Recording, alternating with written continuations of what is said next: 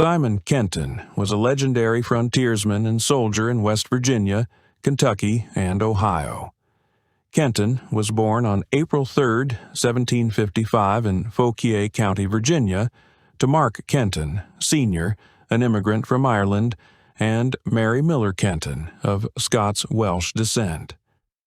While growing up on the family farm, he had little opportunity to go to school and remained illiterate for his entire life, only learning to sign his name.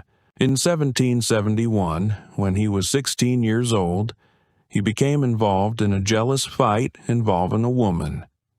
Believing he had killed a man, he fled into the wilderness of West Virginia, Kentucky, and Ohio, where for years he went by the name Simon Butler. He learned to adapt and survive in the wilderness. A big man in stature and strength, his stamina was often tested as he endured the worst the frontier had to offer. During the late winter of 1773, Simon and two companions were attacked around the campfire while drying their wet clothes near present-day Charleston, West Virginia. One companion was killed, while Simon and the other man barely escaped without food, clothing, or rifles.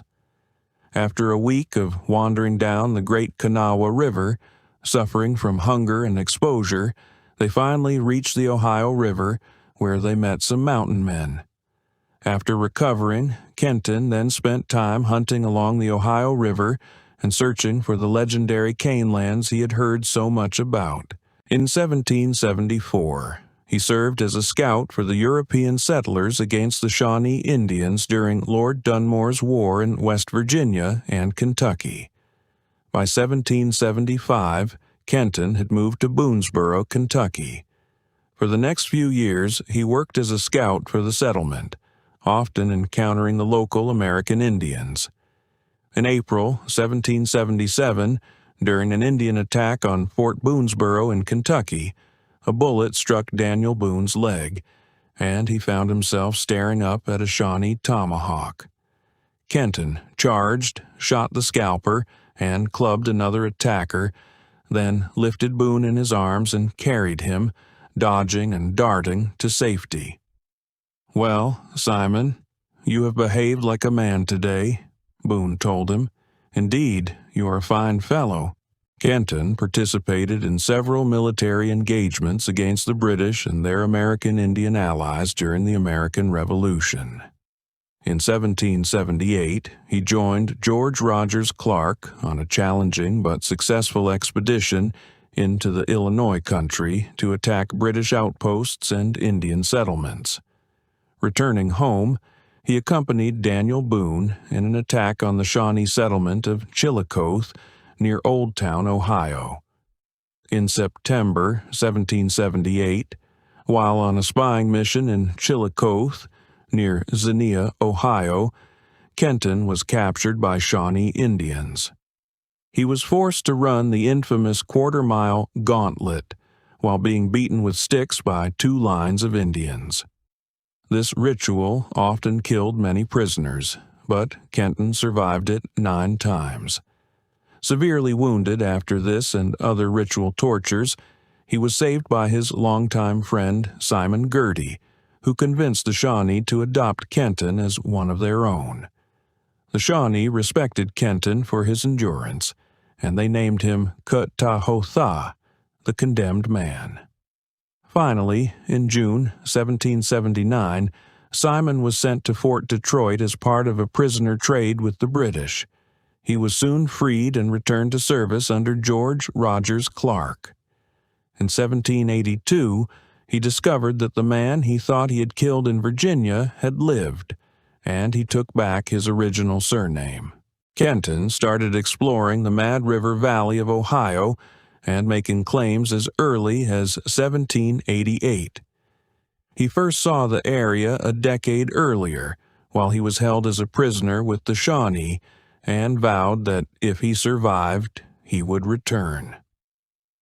During the next several years, Kenton lived a relatively quiet life. He settled near Maysville, Kentucky, where he married Martha Dowden and purchased large tracts of land. The couple would have 4 children together. In 1793 to 94, Kenton fought in the Northwest Indian War with Mad Anthony Wayne and at the Battle of Fallen Timbers. After Kenton's wife died in a house fire, the widower married Elizabeth Jarboe in 1798 and moved to Ohio. He had 6 children with her. They lived near present-day Springfield. In April 1799, Kenton and his associate, Colonel William Ward, led a group of families from Mason County, Kentucky, to an area between present-day Springfield and Urbana, Ohio. In 1810, Kenton moved to Urbana, Ohio, where he achieved the rank of Brigadier General of the state militia. He served in the War of 1812 as a scout and leader of a militia group in the Battle of the Thames in 1813.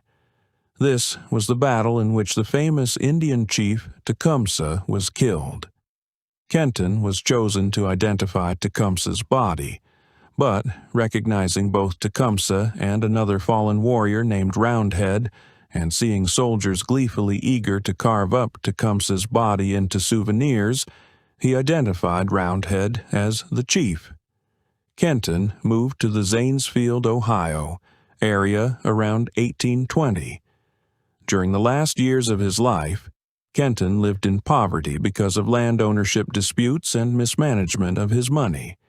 He survived on a government pension of $20 a month. In 1836, Kenton died in Logan County and was initially buried at New Jerusalem. In 1865, his remains were moved to Urbana. The state of Ohio constructed a monument to mark his grave in 1884.